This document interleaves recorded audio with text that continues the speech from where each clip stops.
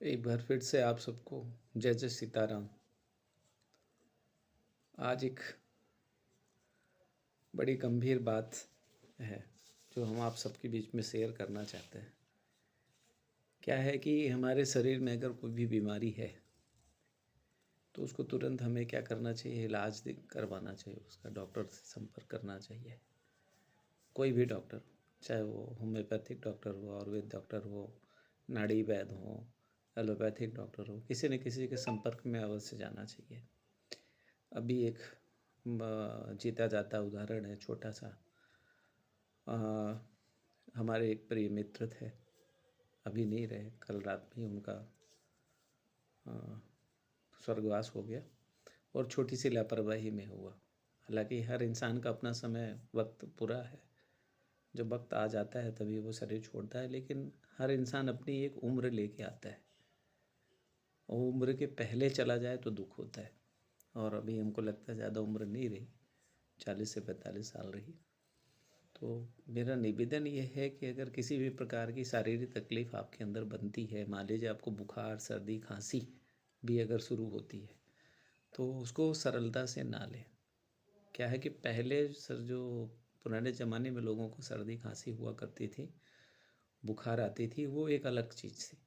लेकिन आज के ज़माने में कोरोना के बाद से ये जो महामारी फैली, अब जो बुखार होती है लोगों की कम से कम 15 दिन के पहले नहीं छोड़ती है। सर्दी खांसी जुकाम होता है, महीने महीने भर चलता रहता है।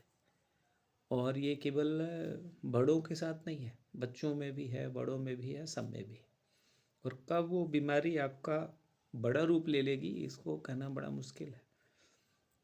इसलिए सबसे ज़रूरी है कि अगर आपको बुखार, सर्दी, जुकाम कुछ भी हो तो आप तुरंत डॉक्टर की सलाह लें।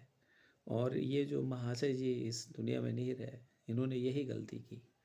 इनको करीब 11 दिन पहले बुखार आया तो इन्होंने ऐसे ही पैरासीटामोल की गोली बाहर से ले ली और उसको खा लेते थे, ठीक हो जाते थे। लेकिन अभी 2 दिन पहले रात में उनको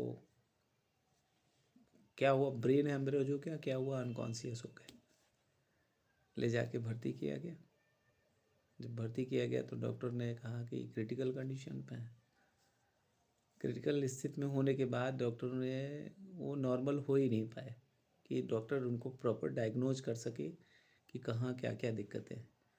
बीपी भी फ्लैक्चुएट हो रही थी और जो पल्स थी वो भी फ्लैक्चुएट हो रही थी। स्थायी हुआ ही नहीं कि डॉक्टर कुछ डायग्नोज कर पाए कि हुआ क्या है। बस मेरा ये सबसे निवेदन है कि इस समय पे ये बड़ा ही गंभीर समय चल रहा है। कोई भी छोटी से छोटी बीमारी भी होती है तो उसका इलाज डॉक्टर से परामर्श लेके अवश्य करें। मैं ये कहने का मतलब नहीं है कि आप बहुत बड़े डॉक्टर को ही दिखाइए, लेकिन किसी न किसी अपना एक फैमिली डॉक्टर बनाइए और उसके पास अवश्य दिखाइए, उसको ज़रूर दिखाइए कि हमें ये तकलीफ़ है। और जो भी दवाई लें, सही दवाई लें।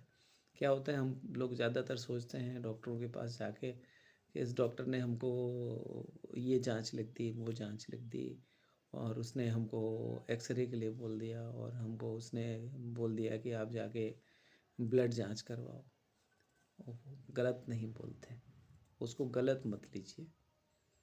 अगर आप क्या होता है कि कोई भी दवाई जो आपको दी जाती है वो आपके वेट के अनुसार, आपके भार के अनुसार आपकी एंटीबायोटिक डिसाइड होती है। आपकी उम्र के आधार पे आपकी एंटीबायोटिक डिसाइड होती है। आपका डोज डिसाइड होता है, आपको 300 mg लेना है या 500 mg लेना है, कितने mg की दवाई लेनी है, वो सब डिसीजन होता है आपकी एज, आपकी उम्र, आपके शरीर का वेट, आपके शरीर के अंदर की जो अंदर के लंग्स, लीवर, किडनी, हार्ट में आप कौन सी दवाई खा रहे हैं, कौन से नहीं खा रहे हैं, किस प्रकार की आपको तकलीफ़ है, उन सबको देख के बनाया जाता है। और जहाँ तक ब्लड की जांच है तो ब्लड ही सबसे बड़ा प्रोमिनेंट बॉडी का हिस्सा है। अगर उसमें किसी प्रकार की गड़बड़ी हुई तो शरीर में गड़बड़ी दिखेगी, इसलिए ब्लड की जांच की जाती है। डॉक्टर ब्लड इसलिए नहीं है कि वो पैथोलॉजी में भेज रहे हैं आपको कमीशन कमाने के लिए, उनको का इतना कमीशन कमाने की क्या दिक्कत है, तो ऑपरेशन में भी कमा लेते हैं। तो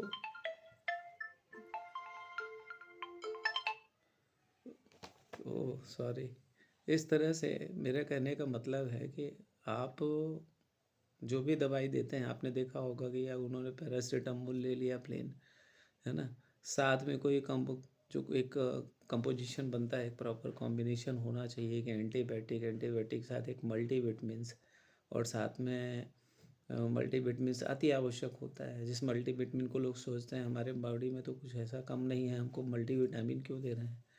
आपको मालूम है जो एंटीबायोटिक आप लेते हैं, तो वो एंटीबायोटिक क्या करता है, आपके अंदर का जो कहना चाहिए वायरस होता है उसको नष्ट करने के लिए होता है। तो वायरस को नष्ट तो करेगा, लेकिन वायरस के साथ साथ आपकी बॉडी के जितने एंजाइम हैं, बाकी चीज़ें, उसको भी नष्ट करेगा, साथ में उसको भी तो डिस्ट्रॉय करेगा। तो उस एंजाइम को फिर से वाइटलाइज करने के लिए, फिर से उसको पुनर्मजबूत जागृत करने के लिए मल्टीविटामिन्स दी जाती हैं। मल्टीविटामिन्स का काम यही होता है कि जो आपके एंटीबायोटिक है उसके साइड इफ़ेक्ट को मल्टीविटामिन्स दबा दे, उसको निकाल दे, बाहर कर दे, इसलिए दी जाती है। पहले लोग दूध देते थे, भाई दूध के साथ गोली लेना है, क्योंकि दूध भी वही काम करता था जो मल्टीविटामिन्स। आज के ज़माने में दूध शुद्ध नहीं मिलता, लोग दूध पीते भी नहीं, इसलिए साथ में एक मल्टीविटामिन से जाती है। एंटीबायोटिक कभी अकेले लेना ही नहीं चाहिए। हम आप जितने पढ़े लिखे लोग हैं उतनी ही गलती करते हैं।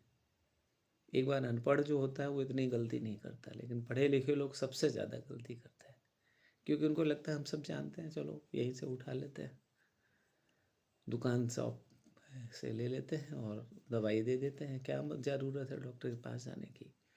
नहीं, डॉक्टर के पास जाएं, उसकी बात को समझें, उसको जानें। हर डॉक्टर एक जैसा नहीं होता है, कुछ मानव सेवा के लिए भी बैठे हुए हैं, अदरवाइज ये पूरे डॉक्टर की डिग्री ही बदनाम हो जाए। बहुत सारे डॉक्टर्स हैं जो आपके सेवा के लिए तैयार रहते हैं।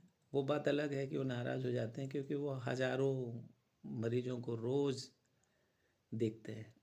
उनके जितने लोग आते हैं उनको सबकी बात सुन सुन के वो इतने मजबूत हो जाते हैं कि उनको कई कई बार तकलीफ़ भी होती है कि मैं इन्हीं को बचाने में, इनकी सेवा में लगा हूँ, मेरे से ये इस तरह की बातें कर रहे हैं। इसलिए कोई भी व्यक्ति आपके अनहित नहीं चाहेगा, अगर वो सही में एक अच्छा ह्यूमन है।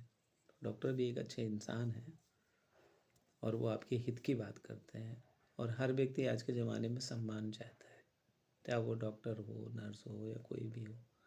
हाँ, आप कोई किसी का संस्कार अच्छा नहीं है, घर में परिवार में अच्छा वातावरण माहौल नहीं मिला, संस्कार अच्छे नहीं मिले, वो गलत तरीके से बात करे, अलग बात है। इसलिए मेरा सबसे निवेदन है कि अपने स्वास्थ्य का बहुत ध्यान रखें। छोटी सी बीमारी में डॉक्टर से संपर्क करें, किसी न किसी फैमिली डॉक्टर को अपने संपर्क में रखें और जीवन को बचाएं।